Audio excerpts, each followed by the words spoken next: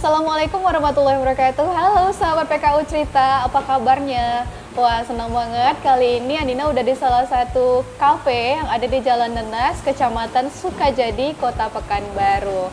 Nah, di kesempatan kali ini bersama saya Andina Yasmin sudah hadir bersama kita Andi Asman sebagai Ketua LPM Kelurahan Perhentian Marpoyan, Kecamatan Marpoyan Damai. Boleh disapa dulu Pak, sahabat PKU Cerita.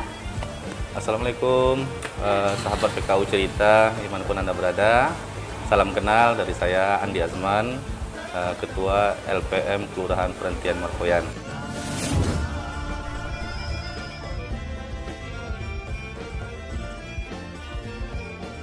LPMK, Lembaga Pemberdayaan Masyarakat Kelurahan. Nah, itu khususnya Perhentian Marpoyan ya. LPMK itu sendiri apa sih Pak? LPM itu adalah suatu lembaga yang dibentuk oleh masyarakat. Nah, jadi pemerintah khususnya dari pusat dibentuk oleh Peraturan Menteri Nomor 5 Tahun 2007. Jadi LPM itu dikategorikan sebagai organisasi atau lembaga plat merah. Nah, jadi yang setahu kita kan selama ini kan macam Karang Taruna, PKK, organisasi lainnya itu plat merah semuanya, termasuk LPM. Kalau di desa namanya LKD. Nah, jadi jelas LPM ini adalah organisasi yang merupakan mitranya pemerintah baik tingkat kelurahan, kecamatan maupun kota. Jadi hanya sebagai lembaga yang menjadi mitra dibentuk pengawasan atau mitranya pemerintah itu sendiri. Bukan hanya di kota aja, di desa pun sudah ada LPM itu sendiri, Pak. Oh, berarti sudah ada tersebar di desa-desa juga ya? Sudah. Kalau untuk program kerja dari LPMK ini sendiri apa ya, Pak? Jadi gini, LPM itu adalah organisasi masyarakat saya bilang tadi kan. Iya. Jadi yang punya masyarakat itu adalah LPM sendiri. Kalau lurah adalah perwakilan dari pemerintah yang ditunjuk oleh pemimpinnya untuk menjadi dalam hal surat menyurat. Sedangkan LPM adalah ketua dari seluruh masyarakat yang ada di wilayah itu tersebut. Nah, itu perbedaannya. Nah, jadi kami itu dipilih, macam saya kemarin waktu ikut pemilihan itu, saya dipilih oleh RT dan RW yang ada di daerah itu. Luar biasa.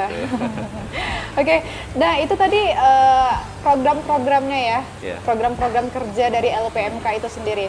Nah, dari program kerja LPMK ini sendiri, imbasnya yang langsung dirasakan oleh masyarakat itu apa, Pak? Kalau tupoksi kami untuk LPM itu sendiri, kami merupakan ketua dalam perencanaan pembangunan itu ya berbentuk fisik, bisa berbentuk SDM, bisa pembinaan, kebudayaan, termasuk politik juga. Ada politik-politiknya juga ya berarti? Iya. Jadi macam organisasi yang dari kelurahan itu seperti FKPM, PKK, Karang Taruna Kelurahan, itu bermuaranya ke LPM nanti. Wow. Nah, karena kami dengan kalau susunannya berdampingan dengan Pak Lurahnya. Kalau tingkat kelurahan. Nah, di kota pun ada kami ketua LPM kita. Itu Pak Sarjoko SE. Beliau lah ketua DPD LPM Kota Pekanbaru. Atau dikenal biasanya Pak Asun. Ko Asun, nah itu. Berarti memang saling ketergantungan lah ya, saling berkaitan ya. Ya, betul. Oke, siap. Nah, untuk program-program unggulan tadi udah kita bahas ya, Pak. Kemudian juga di tahun 2021 ini yang baru memasuki bulan Maret. Target-targetnya apa-apa aja, Pak, di tahun 2021 ini? Kalau pencapaian saya selama setahun terakhir ini, kebetulan kemarin saya kan terpilih di tanggal 2 Februari 2020. Yang sudah saya capai adalah pembangunan di akhir tahun kemarin. Alhamdulillah di Kecamatan Marpoyan Damai, Kelurahan Perhentian Marpoyan mencapai puluhan pembangunan infrastruktur, contohnya parit dengan jalan merata, setiap RW dapat semuanya. Pembangunan infrastruktur lah ya, seperti itu ya. Makanya saya bilang kalau ketua LPM ini berbeda dengan RW atau RT. Kalau RT dan RW dia hanya di wilayah sekitarnya. Tapi LPM ini seluruh satu kelurahan. Makanya ketua LPM harus banyak bergaul di luar, menjemput program masukkan daerahnya.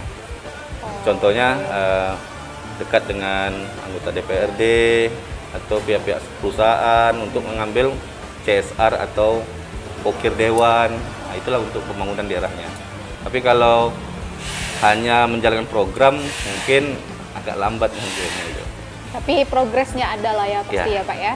Dan terakhir kemarin Mbak, di bulan 1 kemarin Alhamdulillah saya kemarin mengajukan proposal di PT Angkasa Pura karena berdampingan dengan wilayah saya. Alhamdulillah kemarin dapat bantuan bina lingkungan yang berbentuk hand traktor. Itu ada kelompok tani yang kita bina. Kemarin ada beberapa orang perwakilan datang jumpain untuk minta bantuan. Kita cobalah mengajukan proposal. Alhamdulillah dikabulkan oleh pihak Angkasa Pura. Jadi dapatlah hand traktor untuk mesin bajak sawah itu. Petani. Terbantu ya petaninya ya. Kemarin hadir saat itu Wakil Ketua DPR, anggota DPRD dengan GM-nya Angkasa Pura. Nah, kemudian kemarin ada juga bank sampah, kami dapat becak motor. Nah, itu baru di luar dari infrastruktur pembangunan ya. Mungkin selanjutnya nanti ada program-program jangka pendek kita nanti yang akan kita coba kawal kembali untuk daerah perentiman Poyen. Itu target-target di tahun 2021 ini ya Pak ya. Oke, untuk target kedepannya, harapannya terhadap LPM kelurahan ini sendiri, apa sih harapannya Pak? Yang belum tersentuh sekarang program saya itu adalah pemberdayaan masyarakat khususnya untuk pemuda dan pemudi yang ada di wilayah saya. Nah, contohnya untuk lapangan kerja mungkin ya. Kita ada program pelatihan baru di kelurahan, tetapi yang menjadi tujuan saya itu adalah bagaimana perusahaan-perusahaan yang ada di wilayah saya sendiri atau tetangga dapat merekrut putra-putra kami yang belum bekerja. Nah, ini saya dengar ada pembangunan di daerah saya, yaitu perusahaan roti lagi membangun. Mungkin waktu dekat mungkin saya coba untuk pendekatan bagaimana perda tentang ketenaga kerjaan itu dilakukan oleh perusahaan tersebut. Karena banyak pemuda-pemudi kami sana belum ada lapangan kerja, apalagi faktor dampak COVID ini kan, pengurangan tenaga kerja. Jadi banyaklah yang nganggur. Berarti harapan kedepannya memberdayakan pemuda dan pemudi ya di masa COVID ini ya Pak ya. Oke, siap. Wah, itu luar biasa sekali, sangat menginspirasi ya Pak ya. Nah, Andina udah dengar ini ya, bukan dengar sih, Andina udah baca-baca ini sebagian profil dari Bapak Andi Asman ini. Dan Andina lihat ini sangat aktif di kalangan masyarakat. Jadi dari keaktifan Bapak Andi Asman ini sendiri, apakah sudah ada kader-kader politik yang menawarkan atau apa gitu ke Bapak Andi Asman ini sendiri? Sebenarnya gini, dalam peraturan ADART sendiri, LPM itu tidak boleh berpolitik alias netral. Tetapi kebanyakan dari teman-teman kami yang ketua-ketua LPM di kelurahan, ini potensi. Kalau partai itu kan melihat potensi. Nah, di LPM sendiri sudah ada 4 orang yang sudah menjadi anggota DPRD Kota Pekanbaru. Salah satunya ketua DPRD Kota kita, yaitu Pak Amdani. Beliau itu dari kader LPM kelurahan. Ada Pak Indra Kesuma, ada berapa orang lagi? Dari LPM dia, pertamanya RW, LPM, baru ini. Tentu saya sudah ada partai politik, sudah mendekat, banyak Mbak. Tetapi yang cocok tuh akhir saya diterima kemarin, ditunjuk saya sebagai ketua hunting, ketua kecamatan PAC, yaitu Partai Gerindra. Ya, cuma saya konfirmasi kemarin, katanya insya Allah tidak mengganggu antara LPM tuh dengan partai. Masih bisa terkoordinasi lah ya Pak ya? Bisa. Oke, siap. Nah itu dia. Kalau sebelum menjabat sebagai LPMK ini, kesibukan dan aktivitas Bapak Andi Asman ini apa ya? Kalau sejarahnya saya menjadi ketua LPM ini sebelumnya, basic saya sebenarnya dulu kontraktor, Mbak. Wah, kontraktor. 2016 ya ada sedikit namanya usaha ya, ada tarik turun naik. Di 2016 stek, 2017 saya mulai aktif masyarakat. Berawal dari ketua tim pemenangan RW, Mbak. Oke. Setelah itu saya ikut di organisasi di tingkat kelurahan juga, namanya FKPM, Forum Kemitraan Polisi dan Masyarakat. Saya bukan dari RT, bukan dari RW. Jadi di tahun 2020 karena saya bergaul dengan RT RW, akhirnya ada buka pemilihan ketua LPM. Ada beberapa RT merekom saya untuk maju. Alhasil, alhamdulillah dari 3 kami calon, ya saya terpilih, Mbak. Wah. Itulah saya mulai belajar macam mana ini memperjuangkan aspirasi kawan-kawan masyarakat, karena kalau istilahnya LPM itu adalah legislatifnya tingkat kelurahan, anggota dewan tingkat kelurahan sebenarnya, semi dah nih sebenarnya.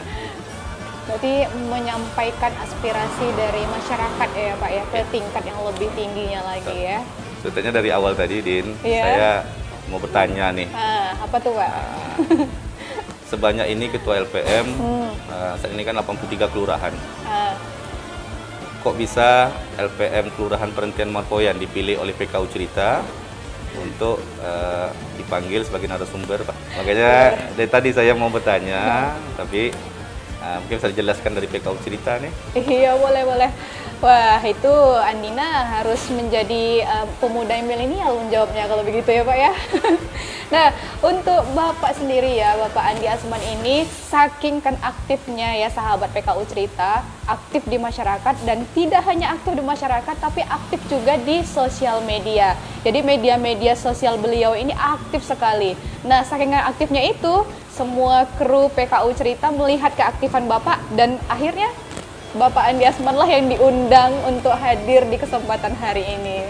Jadi keaktifan Bapak itu dilihat sama tim-tim PKU Cerita itu tidak hanya di masyarakat, Pak, tapi di sosial media juga ya, semua yang aktivitas yang Bapak jalani, kinerja-kinerja yang udah terwujud dan lain sebagainya, atau harapan-harapan yang tadi Bapak udah sebutkan, itu memang sudah tershare di sosial media. Nah, karena itulah tim dari PKU Cerita menghadirkan Bapak di hari ini gitu, Pak. Terbiasa PKU Cerita. Saya lihat pun ratingnya pun sudah makin lanjut ya. Amin. Dan sukses teruslah untuk PKU Cerita. Amin. Oke Bapak, terima kasih ya untuk kesempatan hari ini ya. Nggak bosan-bosan ya untuk hadir terus kalau kita undang di PKU Cerita ya. Demikian ngobrol santai di hari ini bersama Andi Asman sebagai Ketua LPM Kelurahan Perhentian Marpoyan, Kecamatan Marpoyan Damai. Dan semoga dari LPM Kelurahan Perhentian Marpoyan Damai, Kecamatan Marpoyan Damai ini bisa menjadi contoh untuk LPM di kelurahan-kelurahan lainnya ya Pak ya. Sukses selalu ya Pak ya. Oke. Terima kasih banyak. Nah, itu dia. Oke, saya harus pamit ya di program Ngobrol Santai hari ini. Saya Andina Yasmin pamit dan kru yang bertugas juga pamit. Nantikan terus informasi-informasi terkini dan terupdate hanya di PKU Cerita, Pekanbaru punya cerita.